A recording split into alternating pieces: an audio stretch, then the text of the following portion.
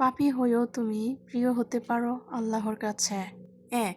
দুনিয়াতে যে পাপী বান্দা হিসেবে নিজেকে আল্লাহর কাছে স্বীকার করেছে, আল্লাহ তাকে তার প্রিয় বান্দাদের অন্তর্ভুক্ত করেছেন। নাম্বার ২. যে গুনাহের পর গুনাহ করেও মোনাজাতে আল্লাহর কাছে ক্ষমা চেয়েছে, আল্লাহ তাকে বহুবার ক্ষমা করেছেন, দ্বীনের পথে ফিরে আসার সুযোগ দিয়েছেন। নাম্বার ৩.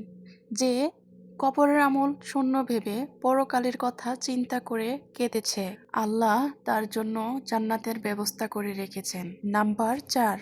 যে হারামের বিলাসিতা দেখে নিজেকে আড়াল করে রেখেছে, আল্লাহ তাকে উত্তম জীবনসঙ্গী দান করেছেন। নাম্বার ৫. পরিবর্তনটা যদি হয় আল্লাহর জন্য, তাহলে দুনিয়া ও আখিরাত দুইটাই তোমার জন্য বরাদ্দ আছে। সুবহানাল্লাহ।